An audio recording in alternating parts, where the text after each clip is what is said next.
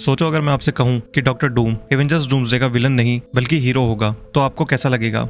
तो कुछ र्यूमर्स है जिनके हिसाब से Robert Downey Junior Doctor Doom Marvel की one of the most awaited film Avengers Doomsday में विलन नहीं बल्कि हीरो की तरह दिखाया जाएगा, या फिर वो ट्रेडिशनल बैड गाय नहीं होगा जैसा हम अभी तक सोच रहे थे। तो आज इस वीडियो में हम इसी बारे में बात करने वाले हैं। तो चलिए करते हैं इस बारे में डिटेल में बात। जब से एवेंजर्स डूम्सडे अनाउंस हुई है और जब से रॉबर्ट डाउनी जूनियर का डॉक्टर डूम रिवील हुआ है, फैंस का बस एक ही असम्पशन था कि डॉक्टर डूम ही होगा मल्टीवर्सल सागा का अल्टीमेट विलन, एक ऐसा मास्टरमाइंड जो एवेंजर और पूरे मल्टीवर्स को अपने घुटनों पे ले आएगा, ठीक उसी तरह जैसे इन्फिनिटी सागा का मेन विलन थैनोस था। लेकिन according to the cosmic circus reality इससे थोड़ी अलग होगी। विक्टर वॉन डूम इस फिल्म का मेन कैरेक्टर या फिर कहे हीरो होने वाला है। मतलब एमसीयू में पहली बार हमें डॉक्टर डूम का पर्सपेक्टिव, उसकी साइड ऑफ द स्टोरी देखने को मिलेगी, ठीक वैसे ही जैसे एवेंजर्स इन्फिनिटी वॉर में थैनोस को दिखाया गया था, जिसमें हमें उसकी साइड जानने को मिली कि आखिर वो ऐसा क्यों कर रहा था। इन्फिनिटी वॉर में हमें समझ आया था कि थैनोस अपने हिसाब से गलत नहीं था। जैसे थैनोस अपने मिशन को बिल्कुल सही समझता था, तो एवेंजर्स डूम्सडे में डॉक्टर डूम का आर्क भी कुछ ऐसा ही होगा। वैसे थैनोस का प्लान काफी सिंपल था, इन्फिनिटी स्टोन्स को कलेक्ट करके यूनिवर्स में बैलेंस लाना।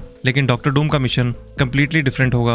उसके लिए सबसे बड़ी प्रॉब्लम है मल्टीवर्स में हो रहे इनकर्जन्स। ये वो कैटास्ट्रोफिक इवेंट्स है जब दो यूनिवर्स टकरा के एक दूसरे को डिस्ट्रॉय कर देते हैं, और डॉक्टर डूम के अकॉर्डिंग अगर इस थ्रेट को भी कंट्रोल नहीं किया गया तो पूरा मल्टीवर्स कोलैप्स हो जाएगा। और ये इनकर्जन्स हो किस लिए रहे हैं, तो उसको लेकर भी एक थ्योरी आजकल काफी चल रही है। जब Steve Rogers Avengers end game के एंड में सारे इन्फिनिटी स्टोन्स को उनके ओरिजिनल टाइमलाइन में वापस रखने गया था, तो उस time captain America Peggy Carter के साथ अपनी जिंदगी गुजारने का एक सिंपल डिसीजन लेता है, और अनजाने में उसने एक ऐसा काम कर दिया जो मल्टीवर्स के लिए एक टिकिंग टाइम बॉम्ब बन गया। इस सिंपल लगने वाले डिसीजन से सेक्रेट टाइमलाइन का बैलेंस तोड़ते हुए स्टीव ने एक ऑल्टरनेट ब्रांच क्रिएट कर दी थी, जो आगे चलकर मल्टीवर्स डैमेजिंग इनकर्जन का रीजन बन गया। और डॉक्टर डूम के पर्सपेक्टिव से ये वही मोमेंट था जब से सब कुछ बिगड़ना शुरू हुआ, और इसीलिए डॉक्टर डूम स्टीव रॉजर्स को मारना चाहता है ताकि मल्टीवर्स को बचाया जा सके, जिसके लिए डॉक्टर डूम एक स्पेसिफिक वेपन यूज करने वाला है। और मेरे हिसाब से वो वेपन और कोई नहीं बल्कि रीड रिचर्ड्स और सू स्टॉर्म का बेटा फ्रैंकलिन रिचर्ड्स ही होगा। फैंटास्टिक फोर फर्स्ट स्टेप के पोस्ट क्रेडिट सीन में भी हम देख चुके हैं कि डॉक्टर डूम फ्रैंकलिन तक पहुंच चुका है। जो लोग नहीं जानते, फ्रैंकलिन रिचर्ड एक ओमेगा लेवल म्यूटेंट है जिसकी पावर्स लिटरली